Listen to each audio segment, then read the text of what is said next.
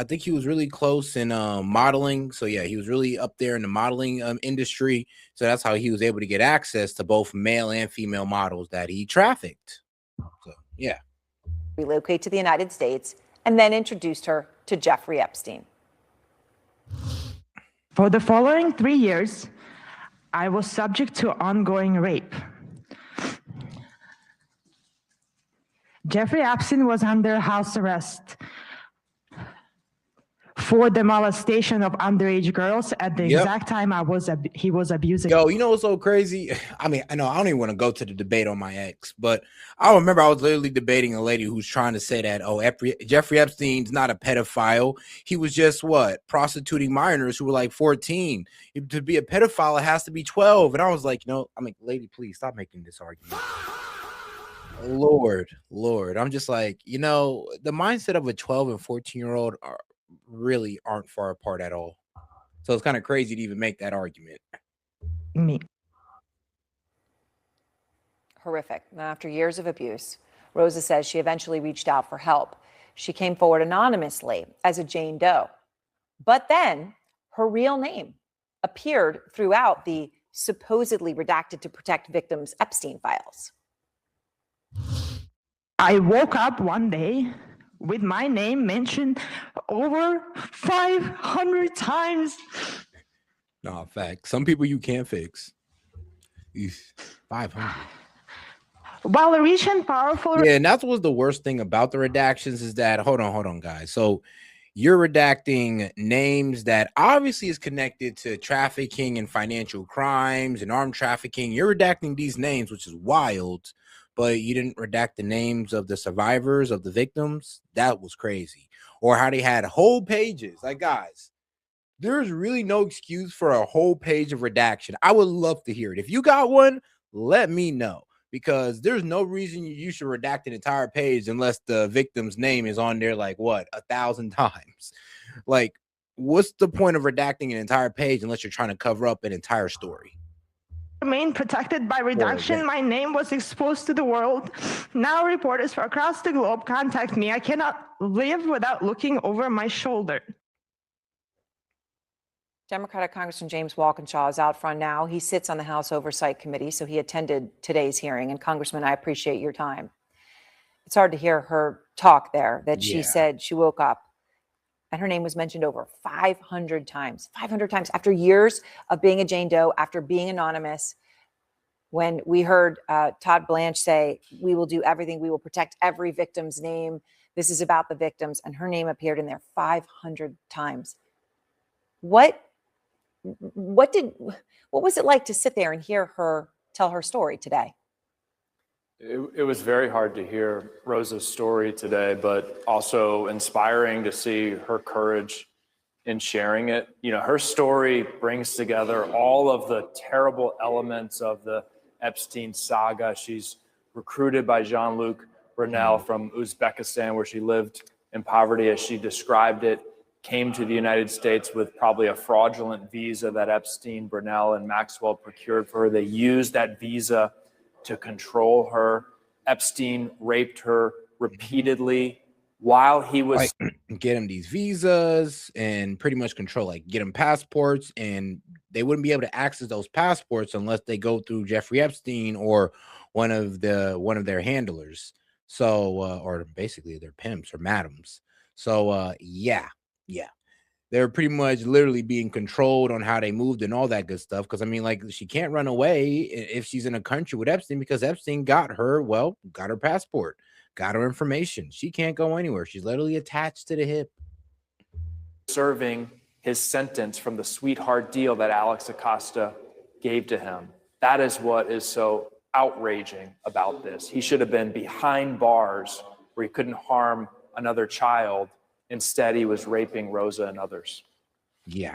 I think it's so crucial you say that, right? That she said this all happened while he was serving that, being able to spend the days where he wished.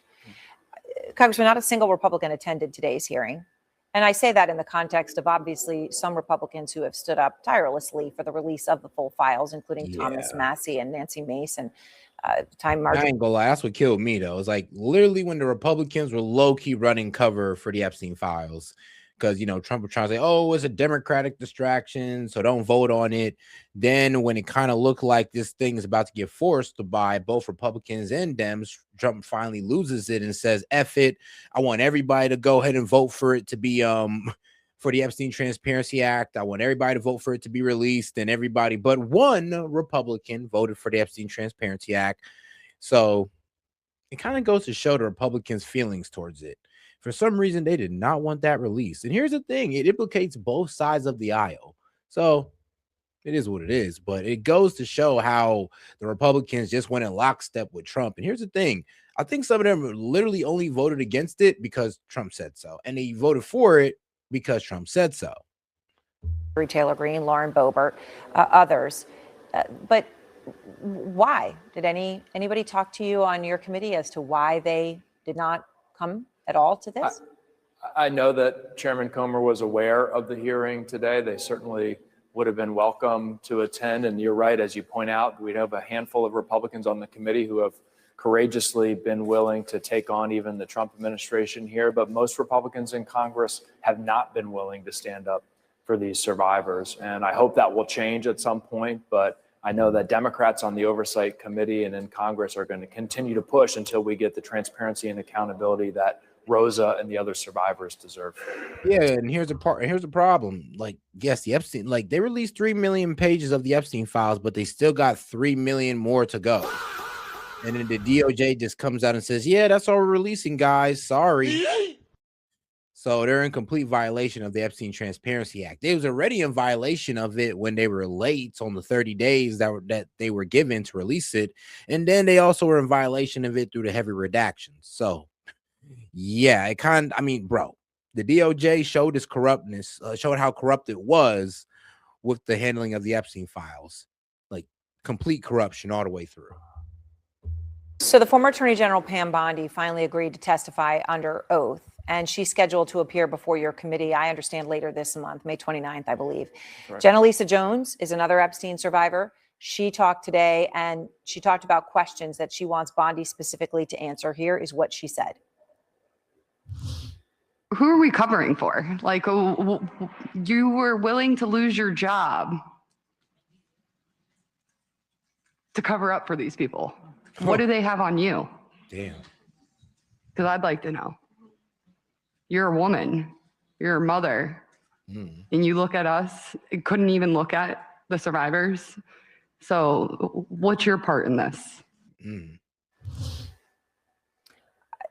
Do you think that that Bondi will provide these answers? Do you trust her to answer truthfully? And that's probably one of the main reasons why Bondi got fired. It's one, because of her handling of the Epstein, handling of the Epstein files, the handling of the Letitia and the Comey cases. She completely effed up on those. And I'm sorry, but yeah, I hope they drag her ass back to court or back in front of Congress, because she got to answer for this. We're not we're not just gonna let her off. Yo, you got to come back and answer for this atrocity, and this complete mishandling of the Epstein files and complete incompetence that you've shown during your tenure as AG. This is unacceptable. And this is why they were calling the Trump administration the bimbo administration, because you got female leadership effing it all up. And no offense to females, but this was the worst example of female leadership we had in a long time. Well, no, never mind. I'd say since Kamala Harris. Let me be fair. Be a part of that hearing? Republicans will be part of it. It will be a transcribed interview, unfortunately, not a deposition. So while she won't be under oath, it still will be a crime for her to lie to Congress. One of the things that we as Democrats are pushing for is for this interview with Pam Bondi to be on video. We feel very strongly that the American people, especially the survivors, like one we just heard from, deserve to see Pam Bondi's responses, at least on video.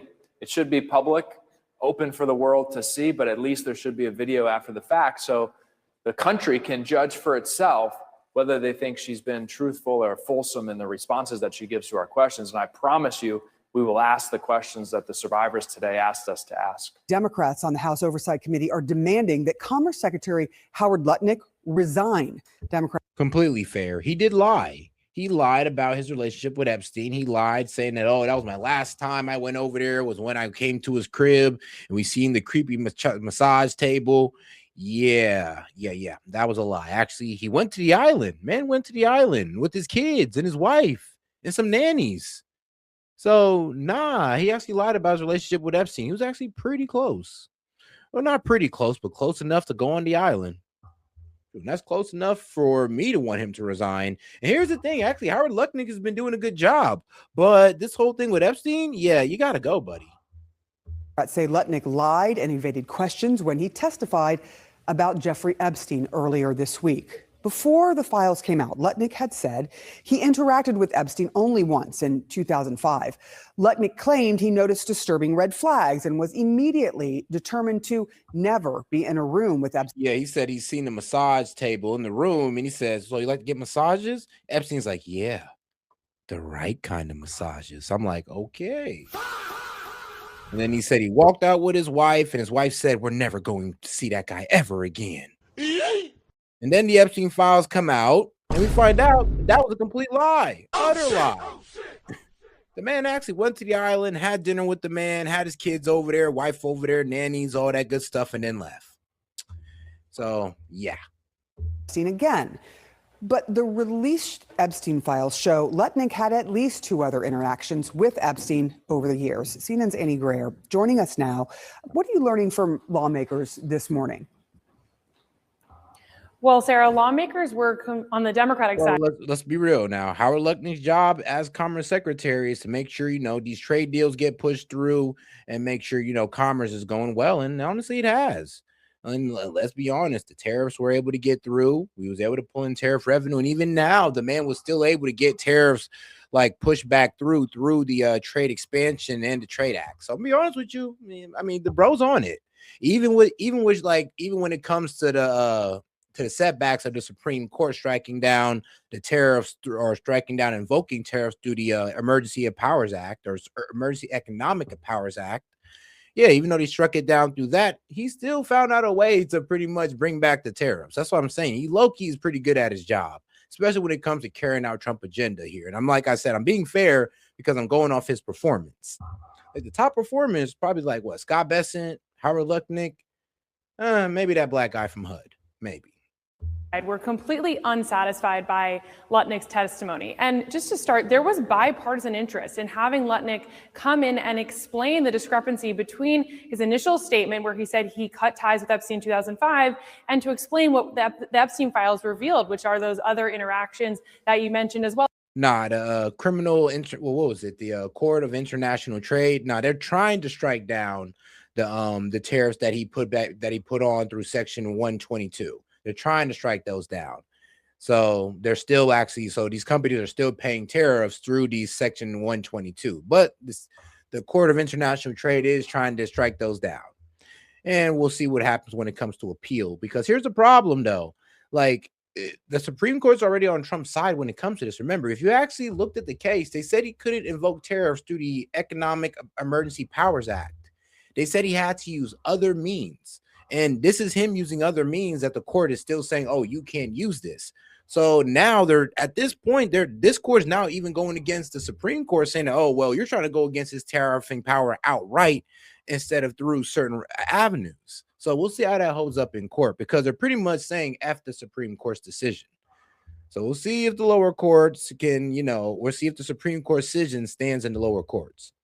Emails and phone call correspondence. So Lutnick went through all of those interactions. He detailed that 2005 meeting where he and his wife went over to meet Epstein for coffee because the Lutnicks had just moved in next door to Epstein. And Lutnick said that he and his wife left that meeting pretty abruptly because they felt uncomfortable about a joke and remark that Epstein made about a massage table. And it was James, that's exactly what they said. Remember, the most ludicrous line out of that Supreme Court case was that you're saying that the president can charge 100% embargo through this, but he can't charge a 1% tariff.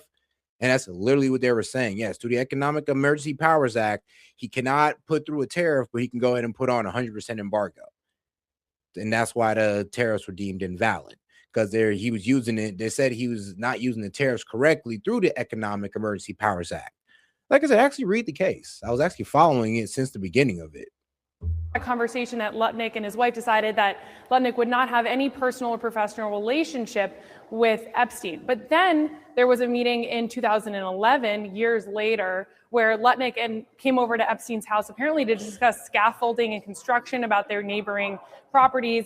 And the main interaction here that has drawn a lot of attention is the 2012 meeting where Lutnick took his family to Epstein's Island and they had lunch outside on Epstein's Island. And Lutnick claims that nothing happened here, totally tried to downplay this interaction, said it was— That's what I'm saying is like, bro, you already lied about it. So now anything you say right now is not going to be believed because you lied about your relationship and further meeting up with him.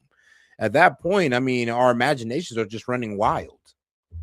Sort of meaningless interaction and a lunch that they didn't go inside. They didn't see any young women or girls on the island. They didn't see anything worrisome. Lutnick condemned all of Epstein's crimes, but Democrats walked away from that testimony saying both things can't be true, that you cut ties with Epstein in 2005 and then proceeded to have these two other interactions. And they didn't feel like Lutnick fully, owned that and claimed what really happened here. So I'm going to read for you a piece of their letter calling on Lutnick to resign that they sent directly to Lutnick. The Democrats write, quote, "You attempted to evade responsibility for your actions and avoided being clear with the American people. The facts are clear. You lied to the American people and attempted to conceal your relationship with Jeffrey Epstein in your public statements. Your lack of candor—" Yeah, all right, James. Yeah, you don't know the case. So yeah, even the dissenting judge that pretty much voted in the favor of Trump pretty much said that, yeah, like I get the whole argument, but Trump can now just go through other means. And that's exactly what he did. Like I said, they struck down his ability to tariff through the Economic Emergency Powers Act, not through the Trade or the Trade Expansion Act. He has multiple sections of those laws that he could use that was already allowed to him by Congress. And the Section 122, he has 150 days. And then to invoke, what was it? The other ones to actually solidify the tariffs. He has to run an investigation through Commerce and through his trade representatives to see if these countries and businesses are practicing duplicitous trade tactics to solidify the tariffs now. And that's the way he can still have his tariffs, one through the 155 days that he's using right now to run these investigations to solidify them. And the Supreme Court said he can do that. Demonstrates that you are unfit to perform the duties required of you as Secretary of Commerce, and you must step down immediately. Now, there are no Republicans at this point on the Oversight Committee calling for Lutnick to resign, and the White House still is firmly behind Lutnick and serving in this Trump administration. But this just shows that this issue of Lutnick's relationship with Epstein is not going away anytime soon. I can only imagine the long-term impact this mistake will have on my life. Releasing my name while redacting the name of other powerful is not a mistake, it's a choice. It's a choice to prioritize the comfort of an institution over the safety of the survivors. Rosa says she was abused by Epstein over a 3-year period while he was under house arrest for his 2008 state prostitution charges over his involvement with underage girls. His house arrest, part of that sweetheart plea deal negotiated by then U.S. Attorney, then after that Trump Labor Secretary Alex Acosta. My next guest also testified in today's hearing. Spencer Kubin is an attorney and represents several Epstein survivors. Spencer, why was it important for you to testify even without Republicans, who are obviously the controllers of Congress and the House Oversight Committee, without Republicans there? Thanks for having me. I think it was important for me to be able to talk to the panel today, even though it was just Democrats, to get on the record what has occurred in this case historically. I was there at the inception of these cases with victim number one, who was my client, and it was important for me to be able to walk them through some of the beginnings of this case and some of the failures by the Department of Justice, and then subsequently, and by that I mean the Department of Justice back in 2005, 2006, and then again, the Department of Justice's failures recently in disclosing a lot of the victims' names, which broke the law. Do you agree with Rosa that that was a choice that was done intentionally? There is absolutely no way that any person who hasn't used a computer doesn't know to hit Control F and search. That is all they had to do. We gave them over 300 victim names and told them, please search for these names and redact them. They didn't. They were more interested in redacting the names of powerful and influential men and other people in those files than they were in trying to protect the victims, which, by the way, again, broke the law. The top Democrat on the House Oversight Committee, Congressman Robert Garcia, California. Justin, saying that Republicans sealed the Epstein files is a very short-sighted way of looking at it. Like, you know, Epstein was operating since the 1980s. Like, so that's a lot of administrations that look past his financial crimes, sexual crimes, and a whole lot of other bullshit as well, and arms dealing as well. So this spans back further than just Donald Trump, and it goes back further than George W. Bush. So it's pretty short-sighted to make that statement. It kind of lets you know that you kind of just been tuning in because Trump's name involved. And you actually don't really care. It's really more about, you know, dinging Trump than actually looking into what's actually going on, which kills me about Dems, because I'll be like, do y'all really care, or is this just about Trump? Like, you know, kids actually got trafficked, women's lives actually got ruined, people actually got killed, and all you care about is Trump. Okay, but you care though. Okay. He says he has more questions for Alex Acosta, the U.S. Like, attorney. no, really, if I asked them, all right, do you know anybody else who's involved with Epstein? You're only going to know Trump. When there's like Leon Black, Luke Bernard-Burnell, like there's other names. What was it? Lex Wexner?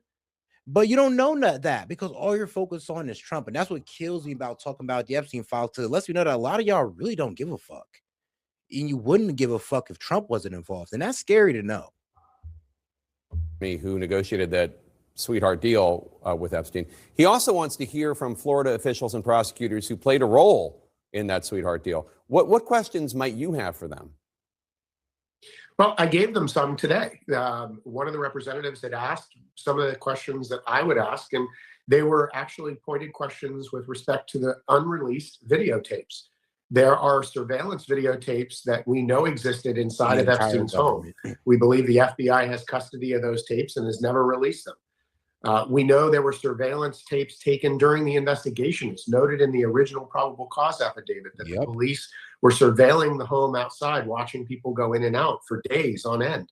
Where are those tapes? So at the end of the day, we've been building a file on Epstein like for decades. For decades, we've been building a file on this man. So like I said, when somebody said, oh, this all starts with the Republicans, it's like, yeah, that's a very short-sighted way of looking at it. And it kind of lets you know you haven't really been paying attention. Want everything released, the videotapes, as well as any additional photographs Ghislaine Maxwell took. And they need to ask the witnesses. That's why I don't play the whole Republican and Democrat game when it comes to Epstein, because both of them was heavily involved with Epstein on both sides, and both of them covered for Epstein on both sides. So sitting there trying to make this a Republican and Democrat game is ridiculous, because both of them are complicit. Is where this evidence is and why it hasn't been produced. Acosta apparently testified to the committee behind closed doors that he thought that was the best deal he could negotiate at the time. Do you agree with that? And what do you think is the reason behind the sweetheart deal? Mm-hmm.